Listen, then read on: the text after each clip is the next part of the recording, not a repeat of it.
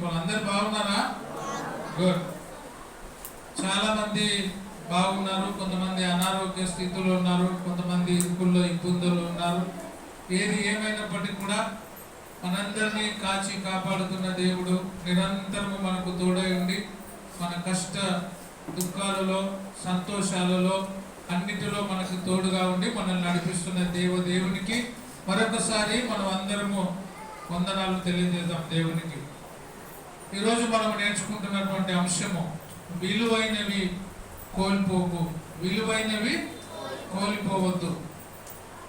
ఈ లోకంలో విలువైనవి ఏవైనా ఉన్నాయా? విలువైనవి కోల్పోవద్దు అని మనం నేర్చుకుంటున్నాం. విలువైనవి ఏవైనా ఉన్నాయా? విలువైనవి ఏమన్నా ఉంటే కొన్ని చెప్పండి. ఏమి విలువైనవి? ఏమి విలువైనవి?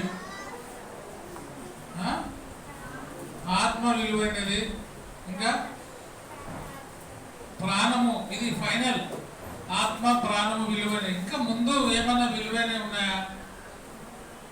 విజయ్, డబ్బు విలువైనది, బంగారు విలువైనది, ఆశ్రయ చెప్పినట్ల ఆరోగ్యం విలువైనది. అంతరాధనం ఏమన్నా చెప్తున్నావా? విలువైనవి. ఆహారము విలువైనదే, మందులు విలువైనవే. రోగులకు ఏమి విలువైనవి? మందులు విలువైనవే, మంచినీళ్ళు విలువైనవే, చాలా ఉన్నాయి విలువైనవి. కానీ విలువైనవి ఏవో తెలుసుకోవాలా, విలువ లేనివి ఏవో కూడా మనము తెలుసుకోవాలి. ఉదాహరణకి ఒక చిన్న పాప ఉంది అనుకోండి. ఇప్పుడు ఆడ ఉన్నారు చిన్నపిల్లలు, మన నక్షత్రం ఉంది, తర్వాత ఆడ అమ్మాయి ఉంది. చిన్న పిల్లల దగ్గర పోయి ఒక 5 చాక్లెట్లు, ఒక 500 నోటు పెట్టినామనుకోండి, పిల్లలు ఏది తీసుకుంటారు? ఏది తీసుకుంటారు? 500 నోటు వాళ్ళకి విలువ తెలుసా? తెలియదు. అదే పెద్దోళ్ళని పిలిచి 5 చాక్లెట్లు 500 నోట్లు పెట్టినాం అనుకో, ఏది తీసుకుంటాం? విజయ్ని అనుకుంటారు. పెట్టినోడు పెట్టినాడు, ఒక్క నోటే పెట్టినాడు 500 నోట్లు, ఒక 5 చాక్లెట్లతో పాటు 5 నోట్లు పెట్టింటే ఎంత అవుతుండే? 5 5లు 2500 రూపాయలు అవుతుండే. కానీ విజయ్ ఒక్క నోటే పెట్టినాడు, చాక్లెట్లు ఏమో 5 పెట్టినాడు. అదే పిల్లలు లేకపోతే పిల్లలు ఏది విలువైనది అనుకుంటారు? దాంట్లో చాక్లెట్లే విలువైనవి అనుకుంటారు.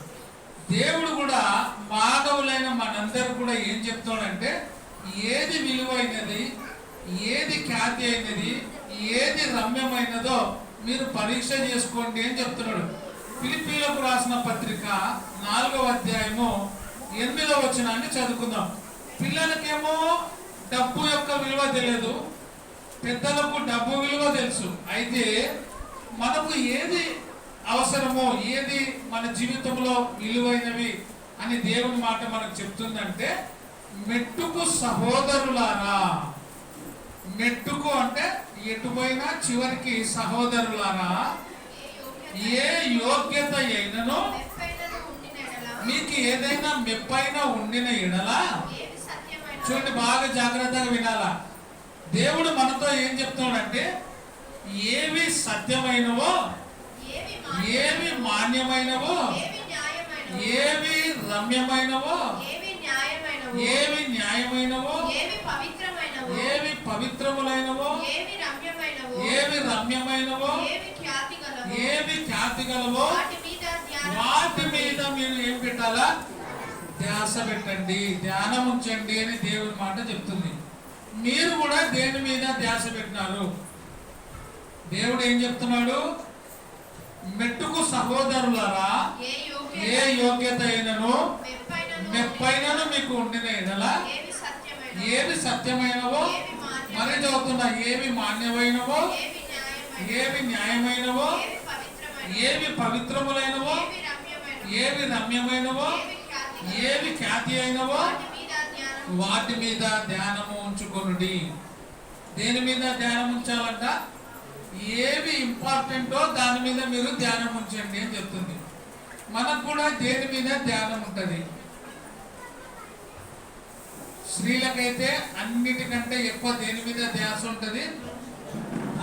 కీర్తన బాగా చెప్తుంది. దేని మీద? చీరల మీద బాగా ధ్యాస ఉంటుంది. మీకు ఇంకో విషయం మీ అందరికి బాగా తెలుసు, బీరువా చూడడానికి మాత్రమే బీరువా, కానీ డబ్బులు ఎలా పెట్టుకుంటారు స్త్రీలు? నిజంగా చెప్పండి. బీరువాల లోపల లాకర్లో పెట్టేది ఒక పురుషుడు మాత్రం, భర్త మాత్రమే. భార్య మాత్రము ఎన్ని డబ్బులన్నా ఈ చీరలనే దాచిపెడుతుంది. ఆ చీరలు ఉంటుందో కూడా తెలియదు. పొరపాటున భర్తకు చెప్పిందనుకో, ఆ చీరలు ఉండేది తీసుకోపో అంటే మొత్తం చీరలలో గుమ్మరేయాల్సిందే. చూడడానికి బీరువా ఉంటుంది, కానీ డబ్బు మాత్రం దాచిపెట్టేది చీరలనే ఉంటుంది. ఆ చీరల మీదనే ఎక్కువ ధ్యాస. అందుకే చాలా మంది పెద్ద పెద్ద ప్రార్థనా మందిరాలకు పోతారు, కానీ వాక్యం వినరు. ధ్యాస అంతా దేని మీద ఉంటుంది? ఏది రమ్యమైనవో, ఏది ఖ్యాతి అయినదో, ఏది పవిత్రములో, ఏది న్యాయమో దాని మీద ధ్యాస ఉంటుంది. అంటే వీళ్ళంతా పోయి దేని మీద ధ్యాస పెట్టింటారు? అంత చీరల మీదనే. పక్కన కూర్చున్నప్పుడు డిస్కషన్ కూడా అదే, యా షాపులో తెచ్చినావు, ఎంత పడింది, ఎన్ని వేలు, 1కి 2, 2కి 3 అని మాట్లాడుకుంటుంటారు.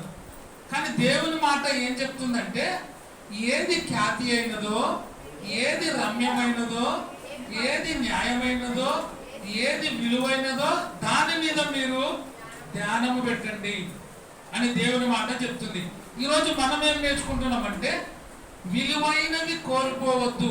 అంటే విలువ లేని వాటి కొరకు విలువైనవి కోల్పోవద్దు అనే మాట ఈరోజు మనం నేర్చుకుంటున్నాం.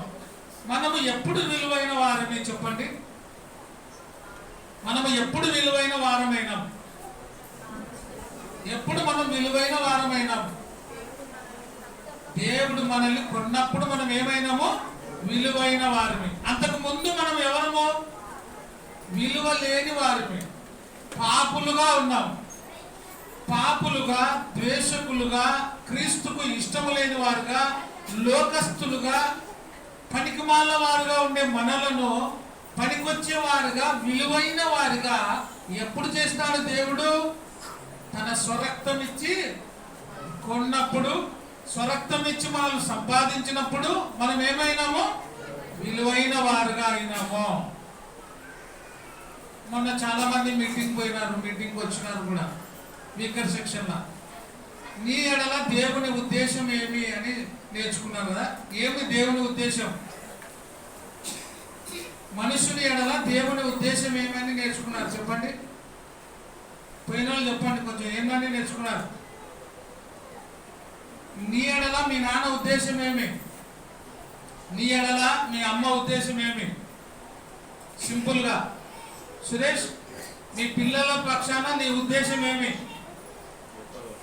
గొప్పవాళ్ళు కావాలని. ఎవరికంటే? నీకంటే గొప్ప కావాలని నువ్వు కోరుకుంటావా లేదా? లేదంటే నీకు సమానంగా అయినా కావాలని కోరుకుంటాం. ఎక్కడైనా ఎప్పుడైనా ఎక్కడైనా పోతే ఎవరైనా, అయ్యా నీ పిల్లలు నీకంటే మించిపోయినారయ్యా, నీకంటే చాలా మంచి వాళ్ళు, ఉత్తములు అంటే తండ్రికి ఉండే సంతోషం అంత ఇంత కాదు. ఎంత సంతోషపడతాడో కదా. అదే తండ్రి దగ్గర ఎవరైనా పోయి, అయ్యా నీకంటే నీ పిల్లలు చాలా పనికిమాలోళ్ళు చూడు అంటే ఎట్లుంటది? పనికిమాలోళ్ళు అన్నప్పుడు ఎక్కువ సంతోషమా? నీకంటే నీ పిల్లలు ఉత్తములు అన్నప్పుడు ఎక్కువ సంతోషమా? ఏం చెప్పడంలే. పోనీ ఆడపిల్లల దగ్గరకు వద్దాం. ఆడపిల్లల దగ్గర పోయి, అమ్మా నీ బిడ్డ నీకంటే చాలా మంచిది, నీకంటే మంచి గుణాలు ఉండేది అంటే తల్లి ఈర్షపడుతుందా, సంతోషపడుతుందా? బా నా బిడ్డ నాకంటే ఉత్తముడు అలాంటి. దేవుని ఉద్దేశం కూడా అదే. నీవు కూడా తన వలే ఉండాలని, నీవు కూడా తనలాంటి మనసు కలగాలని దేవుని యొక్క ఉద్దేశం అయి ఉంది. అందుకే ఆయన ఏమన్నాడంటే, నన్ను పోలి మీరు నడుచుకోండి, నన్ను పోలిన వారుగా మీరు ఉండండి అని దేవుడు చెప్తున్నాడు. ఈరోజు మనం నేర్చుకుంటారు ఏమంటే, విలువైన వాటి కోసము, విలువ లేని వాటి కోసము విలువైనవి కోల్పోవద్దు. విలువ లేని వాటి కోసము విలువైనవి కోల్పోవద్దు అని మనం నేర్చుకుంటున్నాం. దేవుని మాటలో చూస్తే 1 కొరింథీయులకు రాసిన పత్రిక 6వ అధ్యాయము 20వ వచనం, మీరు మీ సొత్తు కాదు. బాగా జాగ్రత్తగా వినాలా. మీరు మీ సొత్తు కాదు, మీరు మీ సొంతము కాదు. ఎందుకు మీరు మీ సొంతము కాదు అంటే, మనలను కొన్నది, మనల్ని కన్నది, మనల్ని పవిత్రులుగా చేసినది ఎవరంటే దేవుడు. అందుకే మనం ఎవరి సొత్తు కాదు, మనము మన సొత్తు కాదు. మనం ఎవరమంట? మీరు విలువ పెట్టి కొనబడిన వారు కనుక మీ దేహముతో దేవుని మహిమపరచండి. ఈ దేహముతో దేవుణ్ణి ఏం చేయాలా? మహిమపరచాలా. ఆయన ఎవరు అంటే మహిమాన్వితుడు, మహోన్నతుడు, ఘనుడు, నిరంతరము పొగడబడుచున్నవాడు. అందుకే దేవుడు చాలా గొప్పవాడు. విలువైన వాటిని విలువలేని వాటి కోసం మనం పోగొట్టుకోకూడదు. విలువలేని వాటి కోసము విలువైనటివి పోగొట్టుకోకూడదు. చాలా జాగ్రత్తగా మనం నడుచుకోవాలి. మనం ఎవరమంట? విలువ పెట్టి కొనబడిన వారం. కాబట్టి మనం ఎవరము? విలువైన వాళ్ళమా, విలువలేని వాళ్ళమా? మనం అప్పుడప్పుడు మాట్లాడుతుంటాం కదా, నేనేమంత పనిమాలో అంత విలువలేనా నాకు? వాళ్ళకంటే నేను తక్కువనా? వాళ్ళకంటే నేనేమన్నా ఎక్కువనా తక్కువనా? ఎప్పుడు కూడా మనం ఎక్కువనే అనుకుంటాం. ఎవరైనా మనం తక్కువ చేసినారనుకో బాధపడతామా, సంతోషపడతామా? నీవు ఆమె కంటే ఎక్కువ చదవలేవు, ఆమె కంటే ఎక్కువ పాడలేవు అంటే ఎంత బాధపడతాం కదా. మనం ఎవరమో విలువైనటువంటి దేవుని పిల్లలం, విలువ పెట్టి కొనబడిన వారు, విలువైన వారి పిల్లలం. కాబట్టి మీరు విలువ పెట్టి కొనబడిన వారు కనుక మీ దేహముతో దేవుని మహిమపరచుడి. మీరు ఎవరు? చూడండి, 1 కొరింథీయులకు రాసిన పత్రికలోనే 3వ అధ్యాయము 23వ వచనం. మీరు ఎవరయ్యా? మనందరం ఎవరమో?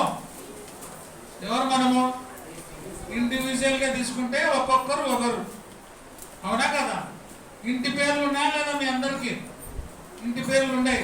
ఇంటి పేర్లు ఉండేవా లేదా అంటేనే చిట్టమ్మ అవుతుంది. అంటే మా ఇంటి పేరు ఆకిపోగు, ఆకిపోగే కదమ్మా. అది అడ్డాకుల. ఒక్కొక్కరికి ఒక పేరు అడ్డాకుల. అది ఇంటి వాళ్ళ ఇల్లు. బొల్లెద్దుల ఒకటి, గద్ద ఒకటి, ఎద్దు ఒకటి, ఇంకా కొన్ని ఉంటాయి. సింహాలు అని, పులులు అని, ఇంటి పేర్లు రకరకాలు ఉంటాయి. పులులు, సింహాలు. ఈరోజు పెళ్లి పత్రికలో ఒక పేరు చూసి నేను విచిత్రమైన పేరు. అది మైటి మీసాల ధనవంతుడు అంట పేరు. విన్నారా మీరు ఎప్పుడైనా? మా ఇంట్లో ఒక పత్రిక వచ్చింది. నేను ఇప్పుడే బయటకు వచ్చి కృష్ణనగర్ ప్రార్థన పోయేసి వస్తే నా పత్రిక చూస్తే మీసాల ధనవంతుడి గారి మన్మరాలు అని పెట్టినారట. మీసాల ధనవంతుడు అని. అంటే మీసాల అనేది ఇంటి పేరు. అట్లా ఒక్కొక్కరు ఒక ఇంటికి చెందిన వాళ్ళు. అయితే ఇక్కడ మనం ఎవరమంట? మీరు క్రీస్తు వారు. మీరు ఎవరు? మీరు ఇప్పుడు మీసాలలో లేకపోతే అడ్డాకులలో, బొల్లెద్దులలో, ఇక్కడ కూర్చున్న వాళ్ళు సంకటో లేకపోతే ఇంకా కాదు. సంకట అంటే సంకటోళ్ళు కూడా ఉన్నారు. ఆవిడ నవ్వుతుంది. ఒకరొక్కరు ఒకరు ఉన్నారు. వాళ్ళు కాదు. ఎవరు ఇప్పుడు? మీరు క్రీస్తు వారు. క్రీస్తు ఎవరు? ఇది బాగా జాగ్రత్త పెట్టింది. మీరు క్రీస్తు వారు, క్రీస్తు దేవుని వారు. మనమందరం ఎవరు ఇప్పుడు? దేవుని వారు. మీరు క్రీస్తు వారు, క్రీస్తు దేవుని వాడు. అయితే మనం క్రీస్తు, మీరు క్రీస్తు వారు, క్రీస్తు దేవుని వాడు. మనమందరము దేవుని పిల్లలు. ఇప్పుడు మనము విలువైన వాటి కోసము విలువలేని వాటి కోసము విలువైనవి కోల్పోకు అనే మాట చూస్తున్నాం. ఇప్పుడు ఆదికాండంలోకి పోదాం. ఆదికాండము 25వ అధ్యాయము 28వ వచనం నుంచి చదువుకుంటే అక్కడ ఇస్సాకు 2 పిల్లలు ఉన్నారు, ఏశావు, యాకోబు.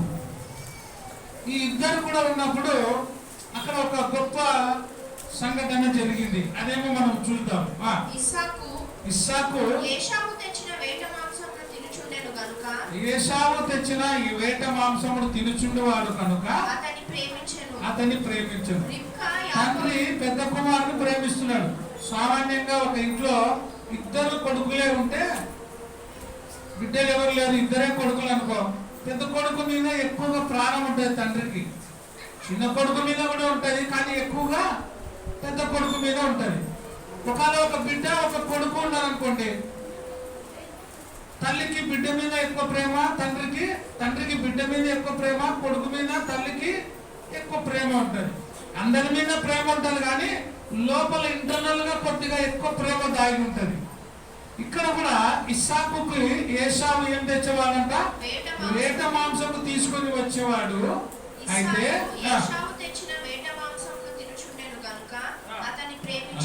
అతని ప్రేమించను. రిబ్కా యాకోబును. చిన్న కుమారుని ఎవరు ప్రేమిస్తున్నారు? రిబ్కా. పెద్ద కుమారుని ఇస్సాకు ప్రేమిస్తున్నాడు. ఒకనాడు యాకోబు ఏం చేస్తున్నాడు? వంట వండుకుంటున్నాడు. కలగూర వంటను వండుకొనిచుండగా. సాధ్యమైనంత వరకు పురుషులు ఎక్కువగా వంటకానికి పోరు. రోజు పోయేది వంటకానికి పురుషులా స్త్రీలా? పురుషులు కూడా పోతారు కానీ అప్పుడప్పుడు పోక తప్పదు. ఎప్పుడు? అప్పుడప్పుడు ఎమర్జెన్సీ కాల్స్ ఓన్లీ అంటారు కదా, అట్లా. అంటే ఇంకా తప్పదు అన్నప్పుడు పురుషులు వంటకాడికి పోవాల్సిందే. కనీసం టీ వేడి చేసుకునికనో పోవాల్సింది, లేకపోతే చేసినది మాంసం వేడి చేసుకునికనో పోవాలా. భార్య ఊరు పోయినప్పుడు వండి పెట్టి ఆడకన్నా పోతే. యాకోబు కూడా వంట మాంసము చేసుకుంటున్నప్పుడు ఏ కూర అంట? కలగూర వంటకము. మన దాంట్లో కూడా చాలా సార్లు ఒక పండగ వస్తుంది కదా, దాంట్లో ఏం చేస్తారు? అన్ని కూరగాయలు ఎల్లా కలిపి ఒక కూర చేస్తారు. అది ఏది? సంక్రాంతి అనుకుంటా. సంక్రాంతిగా ఉగాదిగా? ఉగాదికి అన్ని కలిపి చేస్తారు. ఈయన కూడా అన్ని మిక్సింగ్ చేసి ఒక వంట వండుకుంటున్నాడు. ఏశావు అలసిన వాడై పొలములో నుండి వచ్చి నేను అలసి ఉన్నాను, ఇప్పుడు యాకోబు ఆకలిగొని ఉన్నాడు, ఆకలిగొని వంట వండుకుంటున్నాడు. ఏశావు కూడా ఏమున్నాడు? ఏశావు కూడా ఆకలి అవుతుంది. అన్న తమ్ముళ్ళు ఇద్దరు ఆకలిగొని ఉన్నారు. తమ్ముడేమో వండుకుంటున్నాడు, అన్ననేమో ఆకలిగొని పొలం నుండి వచ్చినాడు. వచ్చి ఏం చేస్తున్నాడు? ఆ ఎర్రని ఆకుకూరలు, ఆ కూరలు నాకు కొంచెం దయచేసి నాకు పెట్టమని అడగగా ఏదోమో అనబడేను. నీ జ్యేష్ఠత్వమును నేడు నాకు. ఇప్పుడు మంచి ఛాన్స్ వచ్చింది. జ్యేష్ఠత్వము అంటే ఏమి? పెద్దరికం, అధికార దర్పం. పెద్దరికాన్ని నాకు ఇచ్చేసి అంటాడు. దేనికోసం? కూరగాయల వంట కోసం. ఇప్పుడు కూరగాయల వంట విలువైనదా? జ్యేష్ఠత్వం విలువైనదా? విలువ లేని దానికోసము ఏం చేస్తున్నాడు? విలువైనది పోగొట్టుకుంటున్నాడు ఏశావు. విలువైనది ఏది? జ్యేష్ఠత్వం. కూరగాయల ఒక్క పూట కూటి కోసము ఏం అమ్ముకుంటున్నాడు? జ్యేష్ఠత్వాన్ని అమ్ముకుంటున్నాడు. ఈ రోజు కూడా చాలా మంది ఒక్క పూట కోసము, ఒక్క పూట తిండి కోసం ఏం చేస్తున్నారంటే ప్రార్థనను మిస్ అవుతున్నారు. అంటే అధికారాన్ని కోల్పోతున్నాం, దేవుడిచ్చిన గొప్పతనాన్ని కోల్పోతున్నాం, దేవుడిచ్చిన ఆధిక్యతను కోల్పోతున్నాం. అయితే ఏం జరిగింది ఇక్కడ? జ్యేష్ఠత్వం ఇమ్మని అడుగుతున్నాడు, ఆకలి కొన్నాడు, ఆహారం పెట్టమని అడుగుతున్నాడు. ఎర్రని ఆ కూర ఆకుల భోజనం చూసినప్పుడు అతనికి ఏమైంది? నేను ఎట్లా చనిపోతా కదా, తింటా, నేను నాకు పెట్టు అంటున్నాడు. చూడండి కింది వచ్చిన ఏమంటాడు? ఒకవేళ చచ్చిపోయే స్థితి వచ్చినా కూడా తింటే బతుకుతాడా చనిపోతాడా? రాత్రి భోజనం చేయకపోతే ఈయన చనిపోతాడు అని చెప్పినారు అనుకో డాక్టర్లు. తింటే అర్థం ఏమొస్తుంది దాంట్లో? ప్రేమ. రాత్రి బాగినండి, రాత్రి భోజనం చేయకపోతే చనిపోతాడు అని అర్థం చెప్పినాడు అనుకో డాక్టర్. తింటే ఏమవుతాడు అని చెప్పాలా? జవాబు చెప్పాలి. నేను అడిగినప్పుడు కొంచెం గట్టిగా చెప్పండి. రాత్రి భోజనము చేయకపోతే చనిపోతాడు అంటే అర్థం ఏమొస్తుంది? తింటే బతుకుతాడు, అది జవాబు. తింటే ఇప్పుడు ఈయన చచ్చిపోయేంత ఆకలి అయింది అనుకోండి, ఇప్పుడు అడుగుతున్నాడు ఎర్రని ఆకుకూర, ఆ కూరాకుల భోజనం పెట్టు, నేను ఎట్ట చచ్చిపోతా అంటాడు. చచ్చిపోతాడా బతుకుతాడా? ఆ ఆకలికి ఏం మాట్లాడుతున్నాడో అర్థం కావడం లే. జ్యేష్ఠత్వమును కూడా అమ్ముకోవడానికి సిద్ధపడుతున్నాడు. అంటే విలువ లేని దానికోసం ఏం కోల్పోతున్నాడు? విలువైన జ్యేష్ఠత్వాన్ని కోల్పోతున్నాడు. ఉదాహరణకి విజయో లేకపోతే నేను ఎవరైనా పోయి చంద్రబాబు నాయుడు దగ్గర పోయి సీఎం దగ్గరికి 1 కోటి రూపాయలు ఇస్తా, నీ సీటు నాకు అంటే ఇస్తాడా? ఆయనే చెప్తాడు, వర్షంగా పిలిచి 100 కోట్లు ఇస్తా ఇంట్లో కూర్చో, కానీ నా సీటు మాత్రము అడగొద్దు అని. ఒకవేళ అడిగిన వెంటనే 1 కోటి రూపాయలకి సీఎం సీట్ ఇచ్చినాడు అనుకో, 5 ఏళ్ళకి ఎంత సంపాదిస్తాము? 1000 కోట్లు సంపాదించవచ్చు. రాజకీయం అంటే అటువంటిది. కానీ ఇతను ఏమంటాడు చూడండి, నేను ఎట్లా చనిపోతానో నాకు ఆ కూరగాయల భోజనం పెట్టు, నేను తిని చనిపోతా అంటున్నాడు. ఈ యాకోబు కూడా ఒక ట్విస్ట్ పెట్టినాడు. ఏమని? నీ జ్యేష్ఠత్వాన్ని నాకు ఇచ్చేస్తే నేను ఆ కూర పెడతా. నేను చావబోచున్నాను కదా, జ్యేష్ఠత్వము నాకెందుకు, నేను ఎట్లా చచ్చిపోతా, ఇది నా పొద్దులే పెద్దరికం అంటున్నాడు అని చెప్పి యాకోబు నేను నాతో ప్రమాణం చేయమని చెప్పాను. అతడు యాకోబుతో ప్రమాణం చేసి అతని జ్యేష్ఠత్వమును అమ్మివేయగా యాకోబు ఆహారమును చిక్కుడుకాయల వంటకమును ఏశావుకి ఇచ్చెను. ఆహారమును చిక్కుడుకాయల వంటను ఎవరికి ఇచ్చినాడు? ఇప్పుడు ఏశావు ఏం కోల్పోయినాడు? అమ్మా మైకి ఇద్దాను కొంచెం, ఇది భాషలు.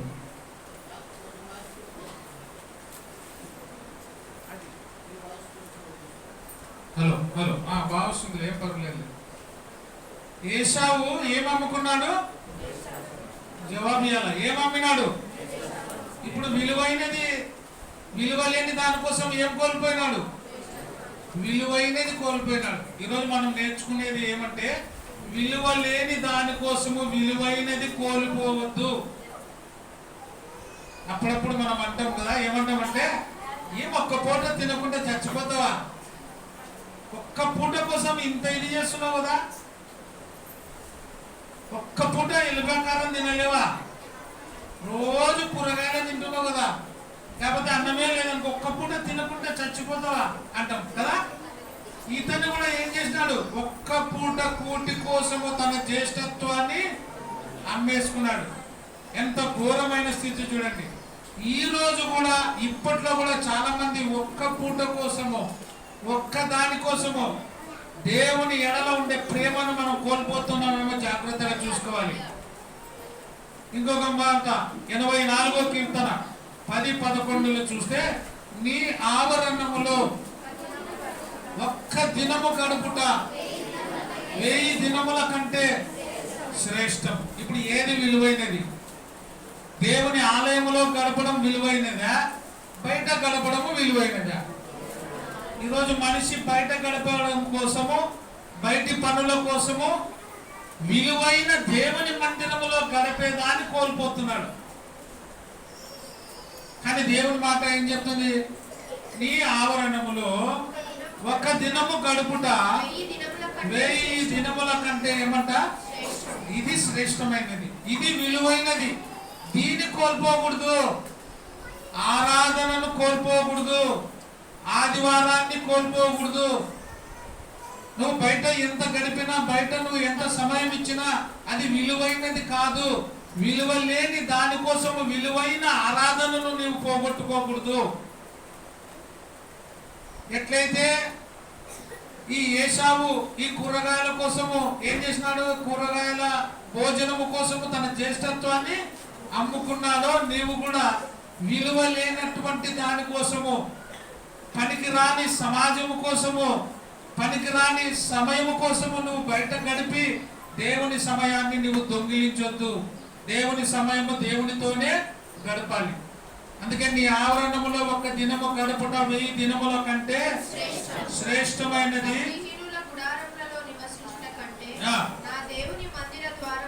నా దేవుని మందిర ద్వారము నొద్ద ఉండడము నాకు ఇష్టం. ఎక్కడ ఉండడము?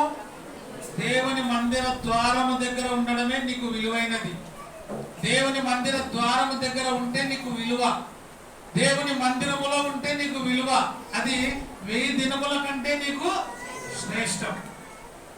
విలువ లేని దానికోసము విలువైనది నీవు కోల్పోవద్దు అని ఈరోజు మనం నేర్చుకుంటున్నాం. 104వ కీర్తన 33వ వచనం చూడండి. నా జీవిత కాలమంతా అంటే అర్థమేమి చెప్పాలా? నా జీవిత కాలమంతా అంటే అర్థమేమి? నీవు భూమి మీద ఉన్నన్ని రోజులు, నీ శరీరములో ఆత్మ ఉన్నన్ని రోజులు, నీ శరీరములో ప్రాణము ఉన్నన్ని రోజులు యెహోవాకు నేను పాడుతున్నామా? మనం దేవుని సన్నిధికి వచ్చి పాట పాడుతున్నావా? ఇంట్లోనన్నా నువ్వు పాట పాడుతున్నావా? కనీసం ఎప్పుడైనా కష్టం వచ్చినప్పుడు పాట పాడుతున్నావా? నువ్వు రోగం వచ్చి బాధ అయినప్పుడు నీ వాక్యమే నన్ను బ్రతికించను, బాధల్లో నాకు నెమ్మది కలిగిస్తుందని పాట పాడినావా? నువ్వు ఎప్పుడైనా నీకు సంతోషం వచ్చినప్పుడు సంతోషం పొంగెను అని పాట పాడినావా? నీ జీవిత కాలం అంతా నువ్వు ఎవరి గురించి కీర్తనలు పాడాలా? దేవుని గురించి కీర్తనలు పాడాలా, దేవుని గురించి ఉత్సాహగానము చేయాలా. అదే నీ జీవితానికి విలువైనది. నువ్వు పాటలు పాడకపోతే నువ్వు విలువైన జీవితాన్ని కోల్పోయినట్టే. ఖచ్చితంగా నువ్వు దేవుని సన్నిధిలో పాట పాడాలా, దేవుని గురించి నువ్వు ధ్యానము చేయాలా, గణపరచాలా, ఆరాధించాలా. అదే నీ జీవితానికి ఉత్తమమైనది. అందుకే నా జీవిత కాలమంతయు నేను యెహోవాకు ఏం పాడేదను? కీర్తనలు పాడేదను. ఎక్కడ ఉన్నంత కాలము? భూమి మీద ఉన్నంత కాలము, భూమిలోనికి పోనంత కాలము. బాగా వినాలి ఈ మాట. భూమి మీద ఉన్నంత కాలము, భూమిలోనికి పోనంత కాలము నువ్వు దేవుణ్ణి కీర్తించాలి. అర్థమైనా నేను చెప్పిన పాయింట్? భూమి మీద ఉన్నంత కాలం అంటే నువ్వు బ్రతికినన్ని రోజులు, భూమిలోనికి పోయేంత లోపే అంటే నువ్వు సమాధికి పోయే లోపే, మరణించేంత వరకు నువ్వు దేవుని గురించి. చాలా మందిని చూస్తున్నాం మనం, ఎంతమందిని చూస్తలేము కనలేదుట. ఆరోగ్యం బాగలేనప్పుడు, జ్వరం వచ్చినప్పుడు, కష్టం వచ్చినప్పుడు, కాలు ఇరిగినప్పుడు, చెయ్యి ఇరిగినప్పుడు అప్పుడు మాత్రమే దేవుని దగ్గరికి వస్తాము, పాటలు పాడతాం. తర్వాత దేవుని సన్నిధిలోకి రామింగా. ప్రార్థన చేయడానికి, పాట పాడడానికి, దేవుని సన్నిధిలోనికి రావడానికి, దేవుని సన్నిధిలో గడపడానికి నీకు ఇష్టం ఉండదు. ఎందుకు? కష్టం వస్తేనా దేవుడు? శ్రమ వస్తేనా నీకు దేవుడు? శ్రమలో అయినా, కష్టాల్లో అయినా, ఇబ్బందుల్లో అయినా, ఇరుకుల్లో అయినా దేవుని స్తుతించడము, కనపరచడము, ఆరాధించడము మర్చిపోకూడదు. 84వ కీర్తన 4వ వచనం. నీ మందిరమునందు నివసించువారు ఇది. నీవు దేవుని మందిరంలో గడిపితేనే విలువైనది. దేవుని మందిరమే విలువైనది. దేవుని మందిరం కాకుండా నువ్వు ఎక్కడ గడిపినా కూడా నీకు విలువ లేదు. చాలా మంది చెప్తుంటారు అప్పుడప్పుడు, నేను ప్రార్థనకు పోకుండా పర్లేదండి, మా ఇల్లు చర్చి పక్కనే, చర్చి ముందరనే, చర్చిలో పెట్టిన మైకు మా ఇంట్లో కినపడుతుంది, మా ఇంట్లో ఉంటే చాలు నాకు, చర్చిలో ఉన్నట్టేనే. అయితే రాది, నేను తింటే నువ్వు తిన్నట్టేనే అంటావు, అంతేనా? ఒక అంటాం కానీ నువ్వు తినకుండా ఉంటావా? అవమ్మా, తృప్తి కోసం అంటాం కదా, భార్యని భర్త, నువ్వు తింటే నేను తిన్నట్టనే లే అంటావు. అంతే, అయిపోయినా వేసే మళ్ళీ మనం తినమా? ఖచ్చితంగా తినాల్సిందే. కానీ తృప్తి కోసం ఏమంటాం? నువ్వు తింటే నేను తిన్నట్టే, నీ కడుపు నిండితే నా కడుపు నేను తిన్నట్టనే అంటాం. ఆకలి అయితే చెప్పకుండానే వేసుకొని తింటాం మనమే. ప్రార్థన కూడా రావాలా, ఆరాధనలో గడపాలా, అదే దీవెన. నేను ఇంట్లో ఉంటే నాకు మైక్ వినబడుతుంది, నేను ప్రార్థనకు వచ్చినట్టునే. మీరు ఆడ ద్రాక్షారసం కీర్తన పాడేటప్పుడు నేను కూడా ఇంట్లో లేచి నిలబడతా, కానికెచ్చేటప్పుడు నేను కూడా నిలబడతా. ఇది కాదు.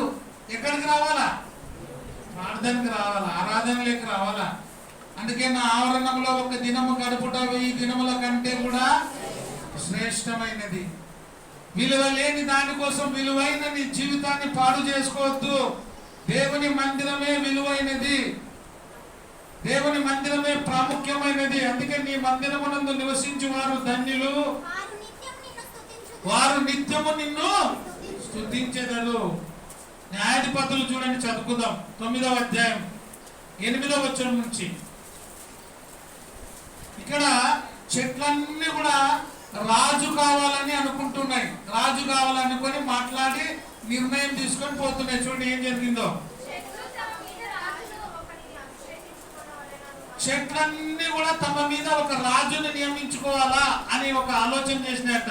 న్యాయాధిపతులు 9వ అధ్యాయము 8వ వచనం నుంచి చదువుతుంది చూడండి. చెట్లు తమ మీద రాజును ఒకనిని అభిషేకించుకొనవలెనను మనసు కలిగి బయలుదేరి, రాజుని ఉంచాలి అనే మనసు కలిగి అన్ని బయలుదేరిపోతున్నాయి. మమ్మను ఏలుమని ఒలీవ చెట్టును అడుగగా, ఎక్కడ పోయినాయి చెట్లన్నీ కూడా? రవి ఎక్కడ పోయినాయి? ఒలీవ చెట్టు దగ్గర పోయినాయి. పోయి ఏమని అడుగుతున్నాయి? చెట్లన్నీ ఒలీవ చెట్టు దగ్గర పోయినాయి. పోయి మాకు నువ్వు రాజుగా ఉండు అని అడుగుతున్నాయి. అడిగినప్పుడు ఆ ఒలీవ చెట్టు ఏమంటుంది? ఒలీవ చెట్టు దేవునిని మానవులను దేని వలన నరులు సన్మానించుదురో, దేవునిని మానవులను దేని వలన నరులు సన్మానించుదురో, దేని వలన నరులు సన్మానించుదురో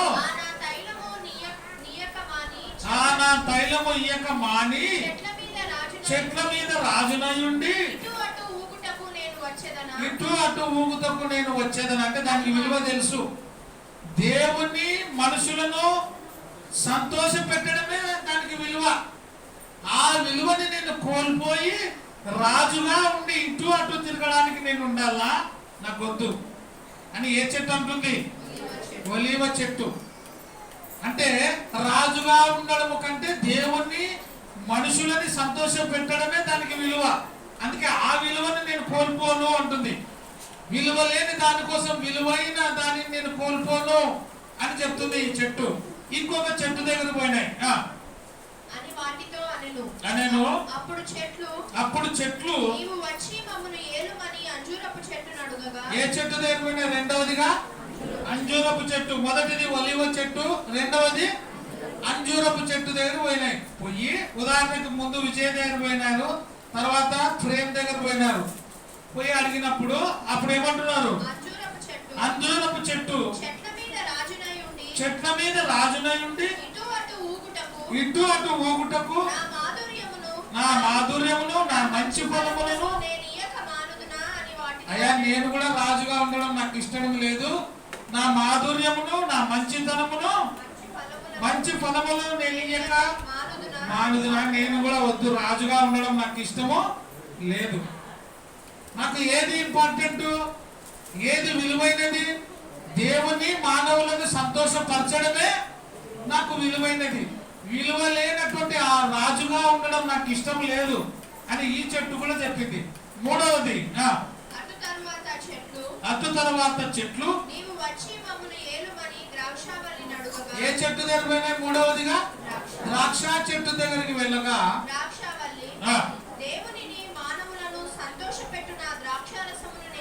చూడండి ఎంత మంచి మాటలో, దేవుని మానవులని సంతోషపెట్టు నా ద్రాక్షారసమును నేను ఇయ్యక మాని చెట్ల మీద రాజునై ఉండి ఇటు అటు ఊగుటకు వచ్చేదనా అని వాటితో అనేను. నాకు కూడా వద్దయ్యా, నేను మానవులని దేవుని మహిమపరిచేటువంటి గుణము కలిగిన దానిని అది వదులుకొని నేను ఊరికే రాజుగా ఉండి ఇటు అటు తిరగడం నాకు ఇష్టము లేదు. అంటే దీని అర్థం ఏమంటే విలువ లేని దానికోసము విలువైనది నేను కోల్పోము అని చెప్తుంది.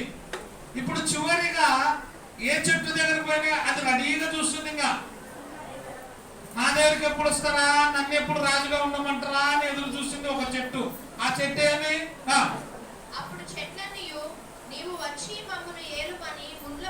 ముండ్ల పొద. ఏ పొద ఇది? ముండ్ల పొదకి ఏముంటాయి? పండ్లు ఉంటాయి కదా. మధురాన్ని ఇస్తుంది ముందుల చెట్టు. ముండ్ల చెట్టు పోయి ముద్దు పెట్టుకోండి, ఏమైతుంది? రోజా పువ్వు ఉందనుకో, మంచిది అని రోజా పువ్వు ఉండే చెట్టుకు ముద్దు పెట్టుకో. రోజా పువ్వుకి ఏముంటారు? రోజా చెట్టుకి ముండ్లు ఉంటాయి, అవునా కదా? అందుకే పెద్ద మనుషులు అప్పుడు ఒక సామెత చెప్తుండ్రి. మా జయనాయన చెప్తుండే అప్పుడు చిన్నగా ఉంటే నేను, మా నాయన కూడా అప్పుడప్పుడు చెప్తుంటారు, ఇంకా పెద్ద మనుషులు కూడా చెప్తుంటారు. 3 విషయాలు జాగ్రత్తగా ఉండాలంట. ఇంటి ముందర రేగి చెట్టు వేయకూడదంట. ఆ చెట్టు రేగి పండ్ల చెట్టు. మనుషుల మాట భార్య చెప్పకూడదంట. మూడవది పోలీసులతో ఫ్రెండ్షిప్ చేయకూడదంట. ఎవరితోనా? ఒకసారి చెప్పింట, మీకు గుర్తుందో లేదో. పోలీసు వాళ్ళతో ఫ్రెండ్షిప్ చేయకూడదు. రెండు, అవి మనుషుల మాట ఎవరికి? మనుషుల మాట భార్య చెప్పకూడదు. మూడవది ఇంటి ముందర రేగు పండ్ల చెట్టు వేయకూడదంట. వేసినాడు ఒకడు, ఎవడో ఒకడు తెలియలేనోడు. యా చెట్టు వేసినాడు? రేగి పండ్ల చెట్టు వేసినాడు. చూసాం ఏమైతే పెద్ద మనుషులు మస్తు చెప్తారు, నేనేం తక్కువనే అని చెట్టు వేసినాడు. యాది? రేగి పండ్ల చెట్టు. రెండవది మనుషుల మాట భార్యకి చెప్తామని చెప్పినారు ఒకటి. మూడవది పోలీసులతో బాగా ఫ్రెండ్షిప్ చేసినాడు. నాకు కూడా పోలీస్ ఫ్రెండ్ ఉన్నాడు. తిరుగుతుంటా అని జాగ్రత్తగా ఉంటాను నేను, ఎందుకంటే పోలీసులను నమ్మకూడదు. అందరు పోలీసులు కాదులే, కొంతమంది ఉంటారు. ఏం జరిగిందంటే ఒకరోజు ఇంటి ముందర చెట్టు వేసినారు కదా, మనుషుల మాట భార్య చెప్పకూడదంట. ఒకరోజు ఏం జరిగిందంట, కొట్లాట పడింది. కొట్లాట పడి అక్కడ ఏదో ఏదో జరిగింది, అది అయిపోయింది. ఇంకొక చోట ఏమైందంట, మాట్లాడుకుంటారు. ఎక్కడనో ఎవరినో చంపి తలని తీసుకొచ్చి పూడ్చినారు. అన్నో ఎక్కడనో ఏదో హత్య జరిగింది, ఆ తలని ఎక్కడో పూడ్చినారు. అది పేపర్లో చదివినారు. చదివి ఆడవాళ్ళు కొలాయి కాడ అనుకుంటున్నారంట. ఏమని?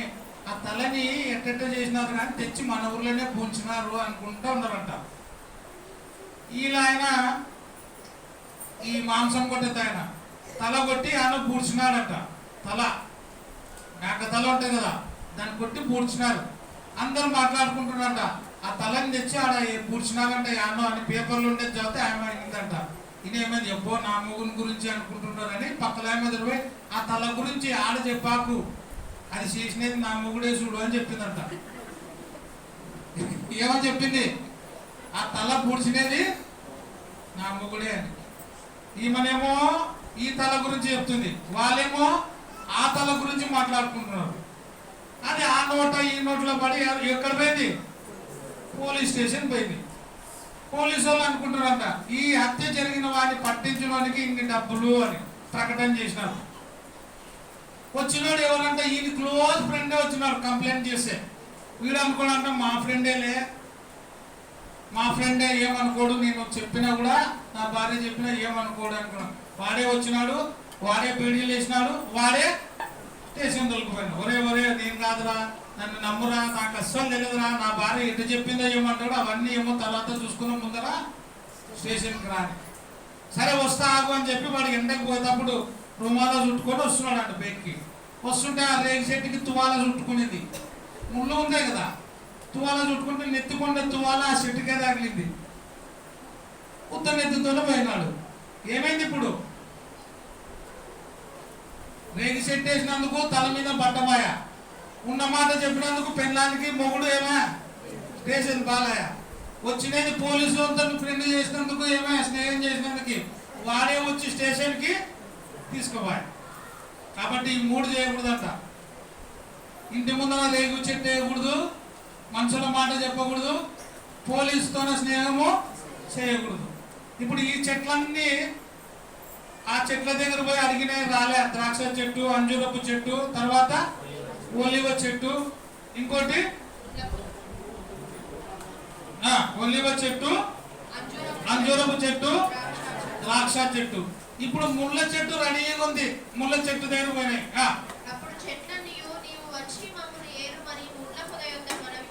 ముండ్ల పొద యొద్దకు వెళ్ళి మనవి చేయగా, ముండ్ల పొద ఎంత సంతోషం అని, నిజంగా నా దగ్గరకు వచ్చినారా, నేను మీకు రాజ్యం కావాలా అట్టయితే రండి రండి రండి రండి వచ్చేసేయండి, కమ్ కమ్ కమ్ అంటుంది. ఏది? ముండ్ల చెట్టు. దీనికి ఏది విలువ? దేవుని మహిమపరచడం దీనికి రాదు. ఎందుకంటే దీంట్లో మాధుర్యం లేదు, సారము లేదు, ఇంత పండ్లు ఇచ్చేది కాదు ఇది. ఈ చెట్టు పనికిమాల చెట్టు ఇది. అని కాదు ఏం చేస్తుంది? రండి రండి అని పిలుస్తుంది. రండి రండి. రండి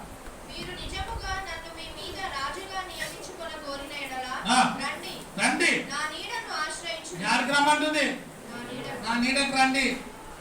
ఉండే నెత్తి మీద ఉన్న బట్ట కూడా తీసేస్తా. నన్ను ఆశ్రయించండి, లేదా మళ్ళా వార్నింగ్ ఇస్తుంది. నా దగ్గరికి వస్తారా పర్వాలేదు, లేకుంటే అగ్గి పంపిస్తా బయటికి. అగ్గి పంపించి మిమ్మల్ని కాల్చేస్తా. ఏ చెట్టు చెప్తుంది ఇది? ముండ్ల పొద. ఇది విలువైనది ఏదో తెలుసుకోలేకపోతుంది. రాజ్యమే విలువ, అధికారమే విలువ. దేవుని మహింపరచడము, గణపరచడము. నేను కూడా పనికిమాలదానైనా కూడా దేవుని గణపరుస్తా అని అనలే. మీరు నా దగ్గరికి వస్తే పర్వాలే, లేదంటే మిమ్మల్ని అందరినీ నేను కాల్చేస్తా. అగ్ని నాలో నుండి బయలుదేరి లెబానోను దేవదారు చెట్లను కాల్చివేయునని చెట్లతో చెప్పెను. నా తండ్రి చాలు. లెబానోను దేవదారు వృక్షములన్నిటిని నేను కాల్చేస్తా. ఏం కోరుకునింది? విలువైన దాన్ని కోరుకోలేదు, విలువ లేని దానిని కోరుకునింది. ఏది? ముండ్ల చెట్టు. మనం కూడా ఏం కోరుకుంటున్నాం? విలువైనదా, విలువ లేనిదా? విలువైనది కోరుకోవాలి. అందుకే ముందే చెప్తే నేను 500 రూపాయల నోట్లు 5 చాక్లెట్లు పడితే యాడ కోరుకుంటారు పిల్లలు? పాపం చాక్లెట్లే. మీరు కూడా చాక్లెట్లే కోరుకోండి, 500 నోటు వద్దు. యాద కోరుకుంటారు నిజంగా చెప్పండి. అష్టే చెప్తే విజయ్ పెట్టినోడు పెట్టినాడు 5 చాక్లెట్లు ఏమో 5 నోట్లు పెట్టింటే ఎంత అవుతుండే? 5 × 500 2500. పెట్టడానికి ఇంత కూడా తెలియలేదా విజయ్కి? చాక్లెట్లు ఏమో 5 పెట్టినాడు, నోటేమో. అది విలువ తెలిసినోనికి. దేవుని విలువ, దేవుని ఆశీర్వాదాలు, దేవుని గొప్పతనం తెలిసిన వాడు కూడా ఎప్పుడు దేవుని సన్నిధిని, దేవుని యొక్క ప్రార్థనను ఎప్పుడు నిర్లక్ష్యము చేయడు. అందుకే ఇంకొక మాట చూడండి. ఇప్పుడు మనం లూకాసు వార్త 19వ అధ్యాయం 1వ వచనం నుంచి చదివితే, జక్కయ్య అని ధనవంతుడు ఉన్నాడు కదా, అతని జీవితం అంతకు ముందు ధనముతో కూడుకున్నది. ధనవంతుడు, తర్వాత ఇన్కమ్ ట్యాక్స్ వడ్డీ వ్యాపారస్తుడు. ఆయన అంతకు ముందు జీవితము ఎప్పుడు కూడా ఏది విలువ అనుకున్నాడు? డబ్బే విలువ అనుకున్నాడు. డబ్బే శాశ్వతం అనుకున్నాడు. విలువైనది ఎంచుకోలేదు, విలువ లేని దాన్నే విలువైనది అనుకున్నాడు జక్కయ్య. ఎప్పుడైతే యేసు ప్రభుని గురించి విన్నాడో, యేసు ప్రభుని గురించి చూడాలని ఆశపడినాడో, అప్పుడు తన జీవితంలో ఏది గొప్ప అనుకున్నాడు? యేసు ప్రభువే విలువైన వాడు అని తెలుసుకున్నాడు. అందుకే ఆయనతో ఏమంటాడు? అయ్యా, నేను ఎవరితోనైనా అన్యాయంగా దేనినైనా తీసుకుని ఉంటే దానికి బదులుగా ఎన్నంతలు చెల్లిస్తా? 4 అంతలు చెల్లిస్తా. నా దగ్గర ఉండే డబ్బు శాశ్వతం కాదయ్యా, నా దగ్గర ఉండే డబ్బు విలువైనది కాదు, నీవే విలువైన వాడివి. నిన్ను కోరుకున్న నేను ఇక ముందు ఏది కూడా నా జీవితంలో విలువైనదని నేను అనుకోను. కాబట్టి నా డబ్బును నేను 4 అంతలు ఇతరులకు ఇచ్చేస్తా. విలువ లేని దాన్ని వదిలేసి ఎవరిని కోరుకున్నాడు? విలువైన క్రీస్తుని కోరుకున్నాడు, విలువైన యేసు ప్రభుని కోరుకున్నాడు, విలువైన ఆయనను చూడాలనుకున్నాడు. అందుకే పొట్టివాడైనా కూడా ముందుగానే చెట్టెక్కి కూర్చున్నాడు, మేడి చెట్టుని. అందుకే జక్కయ్య జీవితాన్ని కూడా మనం తీసుకోవాలా. జక్కయ్య జీవితంలో ముందు ఏది విలువైనది? డబ్బు విలువైనది. యేసు ప్రభుని విలువైనదిగా ఎంచుకున్నప్పుడు విలువ లేనిది ఏదనుకున్నాడు? డబ్బు విలువ లేదు అనుకున్నాడు. డబ్బు గొప్పది కాదు, నా దేవుని కంటే డబ్బు ఏ రోజు కూడా గొప్పది కాదు అని అనుకున్నాడు. మరి లూకాసు వార్త 15వ అధ్యాయంలోకి పోదాం. లూకాసు వార్త 15వ అధ్యాయంలోకి పోతే కూడా కుమారుడికి, తండ్రికి 2 కుమారులు కదా. చిన్న కుమారుడు ఏది గొప్పది అనుకున్నాడు? ఏది విలువైనది అనుకున్నాడు? తండ్రి విలువైన వాడిని నుంచి దూరం అయిపోయినాడు. డబ్బే విలువైనది, డబ్బే శాశ్వతమైనది అనుకున్నాడు చిన్న కుమారుడు. అందుకే తండ్రి దగ్గర డబ్బు తీసుకొని వెళ్ళిపోయినాడు, దూర ప్రయాణం అయిపోయినాడు. తన దగ్గర ఉన్న డబ్బును తిన్నాడు, తాగినాడు, సుఖపడినాడు, వేశ్యలతో తన డబ్బునంతా కూడా అయిపోగొట్టుకున్నాడు. ఇప్పుడు ఎవరు కావాలా? మళ్ళీ విలువైనటువంటి తండ్రిని తెలుసుకున్నాడు, తండ్రి ప్రేమను తెలుసుకున్నాడు. ముందు ఏది విలువ అనుకున్నాడు? ఈనాటి కాలంలో కూడా చాలా మంది పిల్లలు తల్లిదండ్రుల కంటే డబ్బే ఎక్కువ విలువ అనుకుంటారు, డబ్బే శాశ్వతమైనది అనుకుంటారు. తల్లిదండ్రులు సంపాదించిన డబ్బును తీసుకుంటారు, వీడి డబ్బు తీసుకుంటారు, తల్లిదండ్రులు కొట్టి ఇంట్లో పెట్టి పారిపోయిన వాళ్ళు కూడా ఉన్నారు. కాబట్టి ఏ రోజు కూడా తల్లిదండ్రులను నిర్లక్ష్యం చేయొద్దండి. తల్లిదండ్రుల పక్షాన ప్రేమ కలిగి ఉండండి. నువ్వు ఏం కొలత కొలుస్తావో అదే కొలత కొలసక తప్పదు. నీవు నీ తల్లిదండ్రులను బాగా చూసుకుంటే నీ పిల్లలు కూడా నిన్ను బాగా చూసుకుంటారు. లేదంటే నువ్వు కొలిసిన కొలతనే నీ పిల్లలు కూడా కొలుస్తారు. అందుకే ఇక్కడ ఈ చిన్న కుమారుడు తండ్రి దగ్గర నుంచి ఏమన్నాడు? దూరంగా వెళ్ళిపోయినాడు. ఏది విలువైనది అనుకున్నాడు? తండ్రి డబ్బా, ఆస్తి విలువైనది, డబ్బు విలువైనదని తీసుకొని వెళ్ళిపోయినాడు. డబ్బు విలువైనదని తీసుకొని పోయినాడు. అతని విలువ లేని జీవితము భరించాల్సి వచ్చింది. అతని విలువ ఎంతవరకు పోయింది? ఎంతవరకు పోయింది? పందుల దగ్గరే పోయాల్సిన పరిస్థితి వచ్చింది. మీరు ఎప్పుడైనా ఒక్కసారైనా పందుల దగ్గర పోయినారా? పందులు ఉండే దగ్గర పోయినారా? పందుల పొట్టులో మూతి పెట్టినారా? ఎప్పుడైనా తినాలని ఆశ పడినారా? ఎప్పుడైనా పందులు తినే పొట్టు? కానీ వాడు తండ్రి దగ్గర ఆస్తిని తీసుకొచ్చి అదే గొప్ప, అదే విలువైనది అనుకున్నాడు. కానీ వాని జీవితము అవహేళన పాలైపోయింది. పందుల పొట్టు తినాలనుకునే పరిస్థితి, దుర్భరమైన జీవితం వచ్చింది. మరలా ఎవరి విలువ తెలుసుకున్నాడు? తండ్రి విలువ తెలుసుకొని తండ్రి దగ్గరికి ప్రయాణమైనాడు. వాడు ఇంకా దూరంగా ఉన్నప్పుడు తండ్రి వాడి కోసం ఏం చేసినాడు? ఎదురు చూస్తూ ఉన్నాడు. ఇదిగో నా కుమారుడు మరలా ఎక్కడికి వస్తున్నాడు? విలువైనది కోరుకున్నాడు. విలువైనది మరలా తెలుసుకున్నాడు. విలువైనది తెలుసుకొని మళ్ళా తిరిగి వచ్చినాడు. అంతకుముందు విలువ లేని దాన్ని కోరుకొని వెళ్ళిపోయినాడు.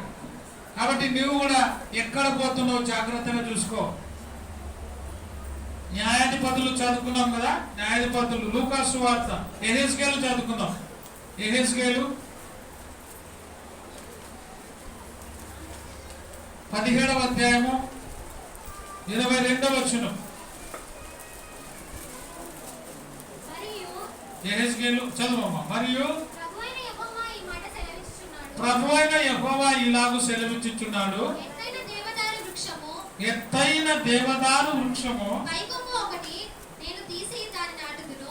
పైకప్పును తీసి నేను ఒకటి నాటుదును, పైనున్న శాఖలలో లేత దానిని త్రుంచి అత్యున్నత పర్వతం మీద దానిని నాటుదును. ఎక్కడంట? ఎత్తైన దేవదారు వృక్షపు పైకొమ్మ ఒకటి నేను తీసి దానిని పైన ఉండే కొమ్మ ఒకటి త్రుంచి నేను నాటుతున్నాను. నాటినప్పుడు అత్యున్నత పర్వతం మీద దాని నాటుదును. ఇశ్రాయేలు దేశంలోని ఎత్తుగల పర్వతం మీద నేను దానిని నాటగా అది శాఖలు విడిచి బహుగా ఫలించుచు బహుగా ఫలించు శ్రేష్టమైన దేవదారు చెట్టగును. దాని గూళ్ళు కట్టుకొనును, దాని కొమ్మల నీడన అవి రాగును.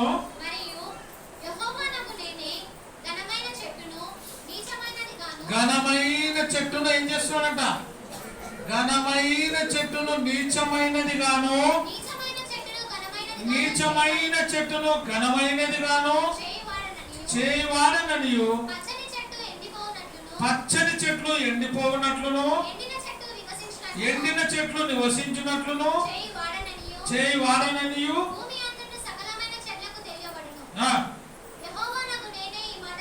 యెహోవానగు నేనే ఈ మాట సెలవిచ్చి తిని నేనే దానిని నెరవేర్చుదును. అంటే పైన ఉన్న ఒక కొమ్మను తీసి నాటితే అదేమైంది? గొప్పదిగా అయింది. ఆ గొప్పగా అయినటువంటి ఆ కొమ్మలో, ఆ వృక్షంలో ఏమొచ్చింది నాటినాయంట? సకల జాతి పక్షులన్నీ కూడా గూళ్ళు కట్టుకుని. అంటే అంతకుముందు విలువ లేనిదిగా ఉండే ఒక కొమ్మ ఇప్పుడు ఏమైంది? మహావృక్షంగా అయింది.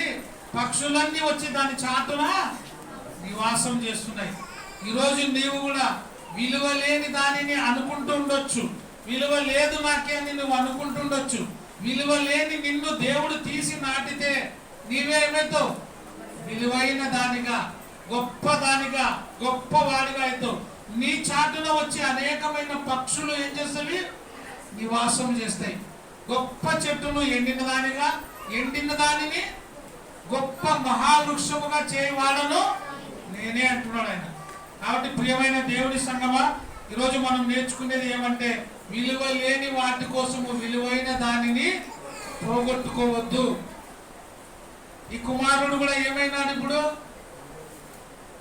ఒక చిన్న కథ చెప్పి ముగిస్తా. అంతకుముందు చెప్పినా మళ్ళీ చెప్తా. ఎందుకు చెప్తున్నా అంటే ఈ చిన్న కుమారుడు ఎక్కడ పోయినాడు? విలువైనటువంటిది ఏదనుకున్నాడు? ముందు ధనమే శాశ్వతం, ఆస్తే శాశ్వతం అనుకున్నాడు. తండ్రి దగ్గర నుంచి వెళ్ళిపోయినాడు. వాని విలువైన జీవితము హీన స్థితిలోకి పోయింది. పందులు తినేటువంటి పొట్టు తినడానికి వెళ్ళినాడు. మరలా వాని జీవితం విలువైనదిగా ఎప్పుడు మారింది? తండ్రి దగ్గర పోయినప్పుడు వాని జీవితం విలువైనదిగా మారింది. ఒక రాజు ఒక రాజ్యంలో ఏం చెప్పినాడంట?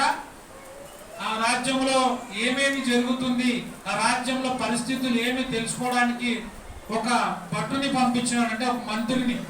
అయ్యా, నువ్వు వెళ్ళి మన రాజ్యంలో ఏమి జరుగుతుందో వెళ్ళి చూసుకొని రాపో అని పంపించినాడు. పంపించినప్పుడు అతను బయటికి పోయి అందరితో కలిసి ఏమేమి పరిస్థితితో అడిగి తెలుసుకున్నారు. ఒక్కొక్కరు ఒక్కొక్క బాధను చెప్పినారు. కొంతమంది అప్పులు చెప్పినారు, కొంతమంది రోగాలు చెప్పినారు, కొంతమంది ఇంకా ఏదో సమస్యలు చెప్పుకున్నారు. ఆ సమస్యలన్నీ మళ్ళీ వచ్చి ఆ మంత్రి రాజుకు చెప్పినాడంట, అయ్యా, మన రాజ్యంలో అప్పులు ఉన్నోళ్ళు చాలా మంది ఉన్నారు, రోగాలు ఉన్నోళ్ళు చాలా మంది ఉన్నారు, కష్టాల్లో ఉన్నారు చాలా మంది ఉన్నారు. వీటన్నిటిని పోవాలంటే మన ధనాగారమే సరిపోదు, మన ఆస్తి అంతా పంచినా కూడా వాళ్ళకి అప్పులు తీరేది కష్టం అని చెప్పినాడు. చెప్తే ఆ రాజు ఏం చెప్పినాడంట, సరే ఏదేమైనా మన ప్రజలు బాగుండాలి కాబట్టి అందరిని తీసుకురాపో అని చెప్పినాడు. అందరూ వచ్చినారు. వస్తే రాజు ఏం చేసినాడు? ధనాగారాన్ని తెరచమని చెప్పినాడు. ఆ ధనాగారాన్ని తెరిచినప్పుడు రాజు చెప్పినాడంట, మీకు ఏమేమి అవసరమో, ఎంత అప్పు ఉందో దానికి డబల్ మీరు తీసుకొని పోండి అని చెప్పినాడు. 10,000 అప్పు ఉన్నోళ్ళు ఎంత తీసుకున్నారు? 20,000. 20 ఉన్నాడు 40, 40 ఉన్నాడు 80 తీసుకొని ఏం కావాలన్న వాళ్ళు బంగారు డబ్బు తీసుకొని ఎవరికి వాళ్ళు వెళ్ళిపోయినారు. వెళ్ళిపోతే లాస్ట్కి ఒక వ్యక్తి మాత్రం అక్కడే నిలబడి ఉన్నాడంట. అక్కడే నిలబడి ఉంటే రాజు అడిగినాడు, ఏం రా బాబు, అందరు పోతున్నారు, అందరు ఎవరు వాళ్ళే ఏం కావాలో, ఏం అవసరమో, ఏ డబ్బు అవసరమో, బంగారు అవసరమో తీసుకొని పోతున్నారు, నువ్వు మాత్రం ఏం ఎక్కడ పోకుండా ఈయనే ఉండవు, నీకేం అవసరం లేదా అన్నాడు. అతను మాత్రం ఏం చేసినా, నాకు కూడా అవసరమే ఉంది అయ్యగారు అని చెప్పి రాజుని ఎత్తుకొని భుజం మీద దిగిపోతున్నాడంట. ఎవరిని ఎత్తుకున్నాడు? ఏదరా బాబు, డబ్బు తీసుకోవాలంటే నన్ను తీసుకుపోతున్నావు అని అడిగినాడు. ఆయన అన్నాడంట, రాజా, నాకు ఏం అవసరం లేదు, నువ్వు ఉంటే నాకు చాలు, నువ్వు నా ఎంబడి ఉంటే నాకు అదే చాలు, నాకు డబ్బు వద్దు, బంగారు వద్దు, ఎండు వద్దు. ఈయన ఆలోచన ఎంత గొప్పది. రాజు ఉంటే అంత రాజ్యమే ఉన్నట్టు చేతిలో. నీకు కూడా ఎవరు కావాలా? దేవుడు ఉంటే చాలు, అంతే. ఇంకా అందుకే నీ ఉంటే నాకు చాలు యేసయ్యా, నీ వెంటే నేను ఉంటానేసయ్యా, నీ ఉంటే నాకు చాలు యేసయ్యా, నీ వెంటే నేను ఉంటానేసయ్యా, నీ మాట చాలయ్యా, నీ చూపు చాలయ్యా, నీ తోడు చాలయ్యా, నీ నీడ చాలయ్యా, నీ చూపు చాలయ్యా, నీ తోడు చాలయ్యా, నీ నీడ చాలయ్యా, నీ ఉంటే నాకు చాలు యేసయ్యా, నీ వెంటే నేను ఉంటానేసయ్యా. ఆయన మన వెంట ఉంటే అదే జీవితము విలువైనది. ఆయన మన తోడుంటే మన జీవితము విలువైనది. కాబట్టి విలువ లేని దానికోసము విలువైన దాన్ని కోల్పోకుండా విలువైన క్రీస్తుని మన దగ్గర ఉంచుకొని ముందుకు నడిస్తే మనం మరణించిన జీవ కిరీటము దేవుడు మనకి ఇస్తాడని వాక్య భాగం ద్వారా తెలియజేస్తూ ముగిస్తున్నాను. అందరికీ ప్రభు పేరట వందనాలు. Thank you.